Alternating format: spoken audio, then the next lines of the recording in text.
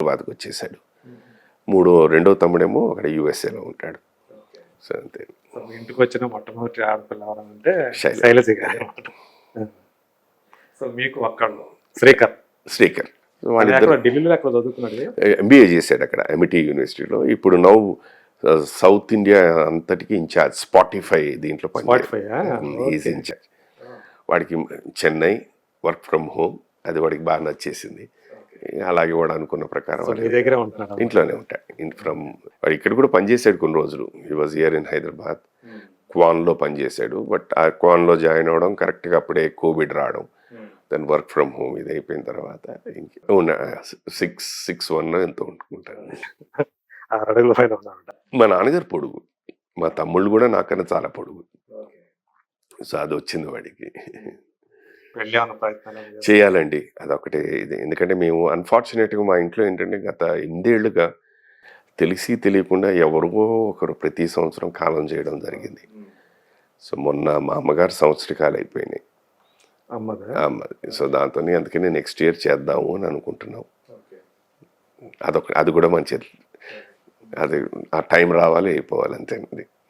బాలు గారు కాలం చేశాక దాని ఎఫెక్ట్ శైలజ గారి మీద చాలా ఉందండి. తను మోర్ దెన్ అన్నయ్య, she treats him like a father. వాళ్ళ వదిన గారిని అమ్మ స్థానంలో ఇప్పటికీ ఈవెన్ టు దిస్ డే సడన్గా అవుట్ ఆఫ్ ది బ్లూ ఏదో వచ్చేసి అన్న ఎక్కడైనా టూర్కి వెళ్ళారా అంటుంటుంది అనమాట. అది వినేసరికి నాకు ఒక ఫ్యూ మినిట్స్ మాత్రం నాకు బిక్కు ఉంటుంది. ఇదేంటి సడన్గా ఇలా మాట్లాడుతోంది అని. అంటే తన మనసు అంగీకరించట్లేదు అనమాట. ఇప్పటి సడన్గా out of the blue. But again then she says accept చేయాలండి ట్రూత్ అని. అంటే ఒక మనిషి ఒక టైం వచ్చిన తర్వాత పోవటం అనేది అందరికీ మామూలుగా పోతే ఎవరికి ఓకే ఆ టైం వచ్చింది పోయాడు అనుకుంటా. కానీ ఆ పీరియడ్ కరోనా అనేది నాకు సార్ విషయంలో అండి, నేను ఈ ప్రపంచంలో ఉన్నంత వరకు ఐ ఆల్వేస్ ఫీల్ ఇట్స్ నాలో ఒక చిన్న గిల్ట్. నన్ను అది ఎప్పుడూ అలా గుచ్చుతూనే ఉంటుంది. ఎందుకంటే నేను రామోజీ ఫిలిం సిటీలో నేను షూటింగ్ చేస్తున్నా. జూలై 13 ఆయన ఫోన్ చేశారు.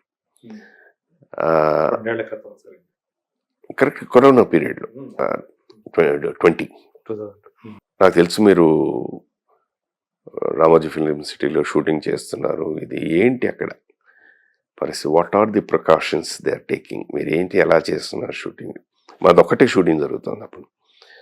చెప్పాను ఎవ్వరు లేరండి, అన్నీ క్లోజ్ చేశారు, మాదొక్కటే జరుగుతుంది. ఇండోర్ ఏం చేస్తున్నారంటే అక్కడ ఏదో డిసెంట్ ప్లాంట్ పెట్టారు, ప్రతి వాళ్ళు దాంట్లోంచి వెళ్ళడం రావడం ఇది చేయడం. ఎవ్రీ 2 hours వచ్చి వాళ్ళు ఏదో మన మస్కిటో దీంట్లాగా అది పొగ కొట్టడం, ఇది అవుట్డోర్ షూటింగ్ చేస్తున్నాను అని అడిగారు. Yes sir. మరి అక్కడ ఎలాగని అంటే ఇలా లేదు సార్, మీ లొకేషన్ ఇది అనుకుంటే ముందు దాన్ని శానిటైజ్ చేస్తున్నారు, తర్వాత ఆ పొగ విండ్ దీన్ని బట్టి వచ్చేటట్టు మేము షూటింగ్ చేసినట్టు. అంటే అంత ఆయన ఈ టైంలో షూటింగ్ అంటే ఆయన కూడా అడుగుతూ నేను నాకు ఎప్పుడు వాడిని ఎందుకు అని అడిగే ధైర్యం లేదు, నేను ఎప్పుడు అడగలేదు. అదే మీరు సార్ అంటంలోనే దీని తర్వాత అప్పుడు వారు చెప్పారు ఇలాగా రమ్మంటున్నారు అనేసి. అప్పుడు నేను అన్న మాట ఇది, సార్ మాకేంత జాగ్రత్తలు తీసుకున్నప్పుడు మీకు ఇంకా తీసుకుంటారు కదా అండి.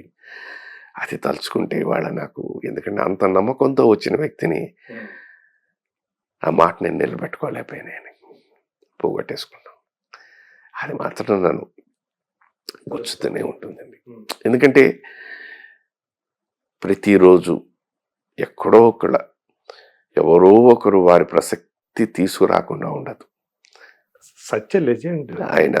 అంటే మా మనసులకు కానండి, మా దీనికని ఆయన ధైర్యం అనండి, మనశ్శాంతిని ఇచ్చారండి వారి పాట రూపం ద్వారా. ఇది అది వింటూ ఉంటే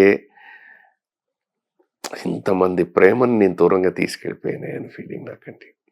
అంటే అది నేను చేసానా, చాలా నేను చేసానా లేదా అనేది కాదండి, బట్ అది ఐ డోంట్ నో దాన్ని ఏం చెప్పాలి అనేది.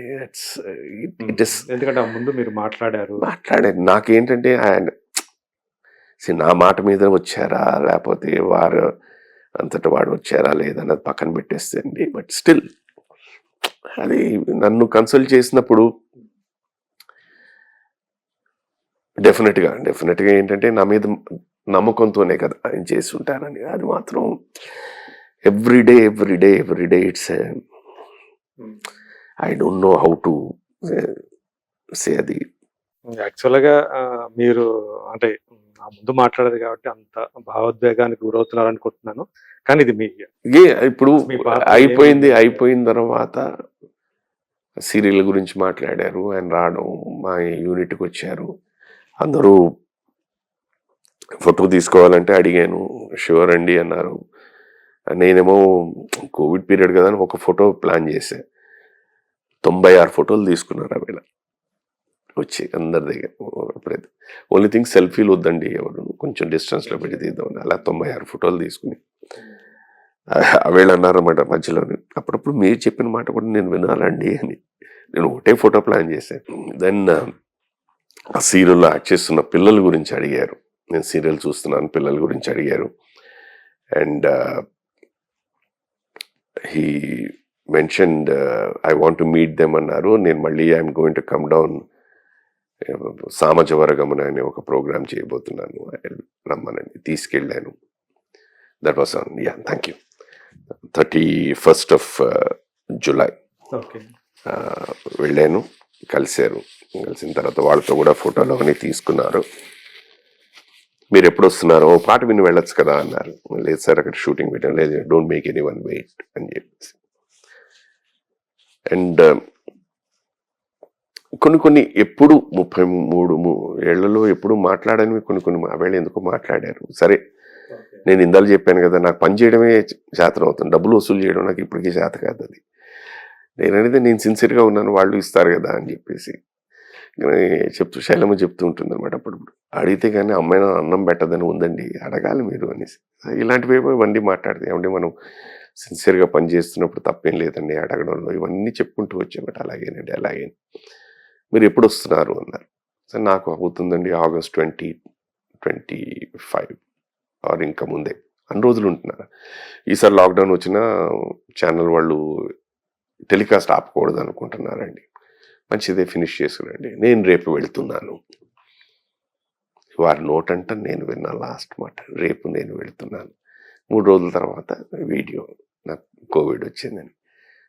నేను హాస్పిటల్లో కూడా నేను ఇక్కడి నుంచి వెళ్ళిన తర్వాత ఐ కుడ్ సీ ఓన్లీ నాకు మిగిలిపోయిన జ్ఞాపకం వారితో ఇలా నడుచుకుంటూ వస్తే రేపు నేను వెళ్తున్నాను, అండ్ దెన్ ద బాడీ, అంతే. That is what is the last memory of sir. So మీకంటే కొంచెం ఆయన్ని మీరు పెద్దగానే చూసుకున్నారు, ఆయన్ని ఒక సార్లానే చూసుకున్నారు నాకు అంటే బావగారిని. నాకు అంటే యాక్చువల్గా మీరు ఆయనకు బావగారు. నాకు ఎలాగైపోయిందంటేనండి, 82లో నేను వచ్చిన తర్వాత డైరెక్టర్ గారు వాళ్ళ అమ్మాయి గారి పెళ్లి జరిగింది అక్కడ AVM రాజేశ్వరిలో. సో నేను హోటల్లో పనిచేసాను, ఇవన్నీ ఉండడం వల్ల డైరెక్టర్ గారు ఏమో కిచెన్ అవన్నీ కొంచెం నాకు అప్పచెప్పారు, జాగ్రత్త విశ్వనాథ్ గారా? డైరెక్టర్ గారు. సో నేను అక్కడ ఉంటున్నా యాజ్ ఇట్ ఇల్. అప్పుడే సినిమా అయింది, ఇంకా రిలీజ్ అయింది అప్పటికి. ఆ పెళ్లికి వస్తున్న పెద్ద హేమీలందరినీ like any young man, young boy వచ్చిన వాళ్ళందరినీ చూస్తూ ఉండాలి. సార్ అలా నడుచుకుంటూ వెళ్ళిపోతూ మళ్ళీ వెనకాలకు వచ్చి ఐ లవ్ హర్ అన్నారు. అవును సార్ అని. గాడ్ బ్లెస్ యూ అండి, బాగుంది, I have seen the film, God bless you. So దాని తర్వాత పలు సందర్భాల్లో జంజాల్ గారి ద్వారా ఎన్నోసార్లు కలిసాం. సో వాడిని ఎప్పుడు ప్రస్తావించినా సార్ అనే, అందరినీ సార్ అని ప్రస్తావిస్తున్నాను, అలాగే అయిపోయింది అనమాట. సో ఈ బంధుత్వం వచ్చిన తర్వాత నాకెందుకు అది మార్చుకోలేకపోయింది. ఎందుకంటే ఆయన ఒక శిఖరం, ఆ శిఖరాన్ని సడన్గా ఇలాగా బంధుత్వం వల్ల ఇలాగా పేరు ఇలా అనేసరికి ఏంటంటే అది తక్కువ అని కాదు. అంటే బావగారు అని కూడా ఇప్పుడు లేదు. మళ్ళీ వాళ్ళ తమ్ముడు గారు ఉండేవారు, ఆయన ముందే నేను బావా అని పలకరించేవారు. ఆయన అనేవారు అదేంటి అనిపించింది అంటున్నా. నేను అనేది సార్ అది భావన, నాకు ఎందుకు అది ఏకవచనం సార్, అది మళ్ళీ దీని భావన అది చేయలేను అని. సరే, దాని తర్వాత మీ ఇష్టం, your comfort is best, leave it of అని చెప్పినప్పుడు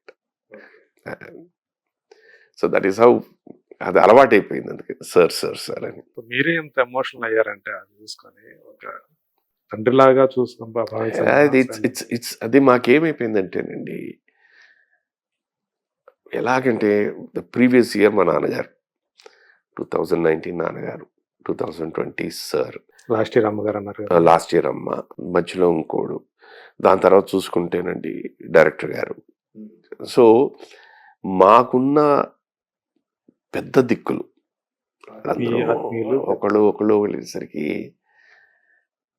దట్ ఏంటి ఇది అనేది అర్థం కాదు. మొన్న కూడా నేను